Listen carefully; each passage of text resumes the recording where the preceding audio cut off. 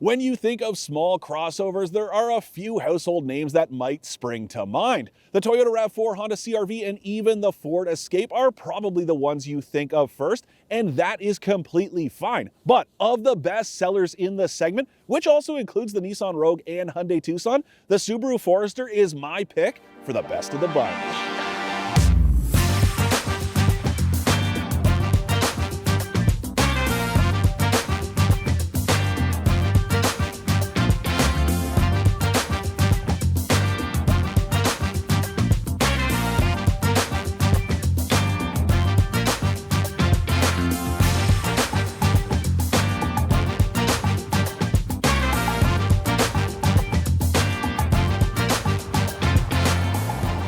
For more expert car reviews, don't forget to share our channel and subscribe so you can catch some of this and maybe even a little of that. Look, this isn't a comparison, and there are obviously plenty of good reasons to pick a Toyota RAV4. I mean, that is the best-selling vehicle in Canada that isn't a half-ton truck, and there are plenty of good reasons for that. I just so happen to prefer the way the Forester delivers the compact crossover experience, although I will say one serious disadvantage here, no hybrid powertrain, although one is in the works and it might even be here by the time you are watching this video. Anyway, even without a hybrid powertrain, one pretty solid reason to pick the Forester is its all-wheel drive system. Now listen, just about every crossover, especially compact ones like this, have all-wheel drive these days. And most of them, they have it standard. But what sets the Forester apart, this is one of the very few vehicles on the market that has a full-time all-wheel drive system. That means all four wheels are constantly receiving torque. That is not the case for the vast majority of vehicles out there. They use what are commonly referred to as slip and grip systems. So they'll power the front wheels and then they'll chip in with torque to the rear wheels when they detect wheel spin up front or when you're accelerating away from a stop. This is constantly receiving torque at all four corners. It is a variable system, but its default is 60-40. 60% of the torque goes to the front wheels, 40 to the rear. And then there's a bit of wiggle room depending on the scenario. But that sure-footedness, it delivers an awful lot of peace of mind. And the other cool thing is there's no real penalty at the pumps that comes with it. This thing is rated to burn 8.3 liters per 100 kilometers combined, which is just about the same as the gas-powered Toyota RAV4. That is very impressive. I have long praised Subaru for its ability to mix that full-time all-wheel drive with fairly efficient powertrains, and that continues with this new for 2025 Forester. Now, I do have to say I have been doing a bit worse than that this week, although it has felt like about minus 21 degrees Celsius just about every day this week. So I would say that that is forgivable.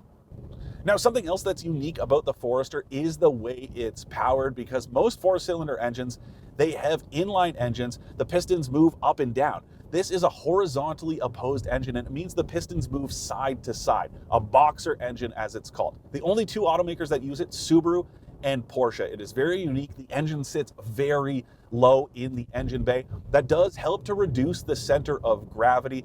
I will say, if you're not used to driving a boxer, the first thing you're going to notice is the sound, especially with a heavy foot, and especially because this uses an automatic continuously variable transmission, not a conventionally geared transmission. So it does get quite kind of clattery. It sounds a little unrefined when you get your foot down, but there is nothing wrong with the way this thing delivers power. The engine itself is a 2.5 liter. It makes 180 horsepower, 178 pound-feet of torque. No, that is nowhere near the numbers of turbocharged engines that you can get in the segment, especially from a brand like Mazda or even Subaru. There is a 260 horsepower boxer engine that you can get under the hood of the Outback if you prefer just a little bit more of a punch in a crossover this size. But I'm telling you, in everyday driving, there is nothing wrong with this setup. I know this thing gets dogged a lot for being slow, but honestly, I think expectations have been set too high for speed, for power, and for torque. There is nothing wrong with this. You are never gonna feel like there isn't enough guts. It'll get you around town. It'll accelerate on the highway so you can pass and merge. There is nothing wrong with this setup. Now, one of the big advantages of skipping the turbocharged engine You're going to save money, not just at the pumps, but on the sticker price itself. The cheapest Forester, it starts right around $36,000 before tax. That's $1,000 less than the cheapest Outback that does use the same engine that's found under the hood of this thing. But when you add that turbo motor, well, you are adding significantly to the price tag of the Outback, and that is not the case here. If you want to go with the Touring, so the next trim up in the lineup, it's right around $41,000 before tax, and then the Sport's $2,500 more. Now then there's this Limited that's about $45,500 before tax. I should also say the Wilderness trim, it's the same price as the Sport, but it's a carryover model. So basically it's the same as the last one. They haven't retooled it to have the body that this 2025 redesigned version of the Forester has. But there is nothing wrong with that, especially for the price tag. And then when you take a look at the premium, that thing's right around $47,500 before tax. Now, just for the sake of comparison, an Outback Limited, so the same trim as this Forester I'm driving, it's pretty much the same price, but if you opt for that turbo engine, it's about $3,000 more before tax. That is something I would seriously think about before I opted for that 2.4 liter engine.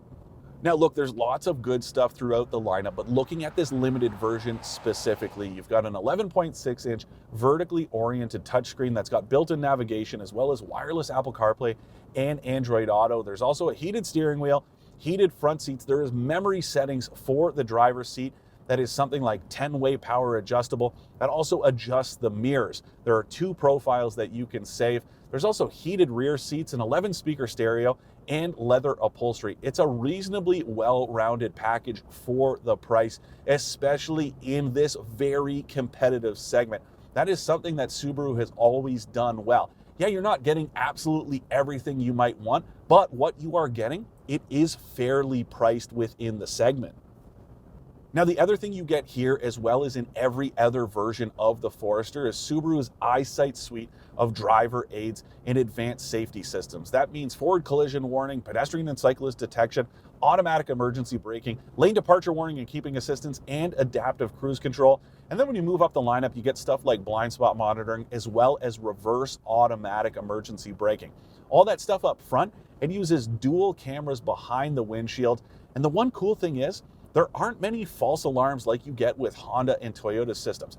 Those things are very quick to warn you of things that might not actually be happening or could affect you, whereas here, it seems really well dialed in. I haven't had many false warnings, no real beeping or trouble this week, and that has been the case for a long time with Subaru systems, and it continues with this latest version of EyeSight. It all adds up to deliver some serious peace of mind, and so does the way this thing cruises around. Ride quality, it's pretty average for the segment, but I don't mean that as an insult. This is a pretty tightly packed segment when it comes to what you might consider to be the best, and this is right there with the greats. It's smooth, it's pretty comfortable.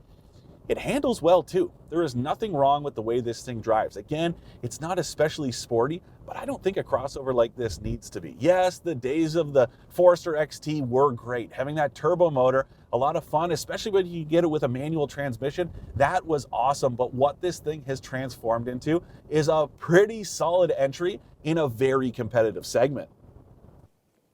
The Forester was redesigned for 2025, and it looks just different enough from the version that came before without sacrificing qualities like the tall greenhouse. That's been a bit of a staple for this model, and it also gives it great outward visibility. Now, cargo room is one area where the Forester comes up short of the RAV4. There's 779 liters back here compared to 1059, but this is one of those situations where it looks worse on paper than it does in person, and there is plenty of room for stuff in the back. And then the Forester hits back with more rear seat legroom than you get in the RAV4, and when you fold the back seats, there's 1,957 liters total cargo volume, which is only 20 liters less than the RAV4.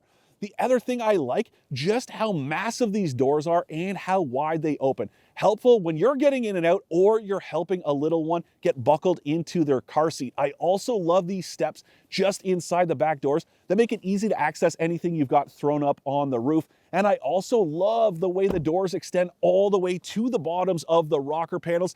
It means you're not going to get road grime and salt on your pant legs when you're getting in and out, and that is especially helpful this time of year. You know, sometimes it's the subtleties that make all the difference, and that's what the Forester's all about. To recap, I like the clever touches here, like the big doors and steps in the back, as well as the way the Forester comes together and the full-time all-wheel drive system. I don't like how the drivetrain sounds with a heavy foot on the throttle, that it doesn't have as much cargo room as some of the segment leaders, at least on paper, or that so many controls have been centralized in the infotainment system. Sometimes the best stuff in life isn't especially exciting, but it just plain works. Aside from the adventure-ready wilderness trim, no one's going to walk away from a spin in this thing feeling especially stimulated, and that's okay. It's that ordinary existence that makes the Forester a predictable companion in the best ways possible, and it's what makes this one of the best crossovers this size.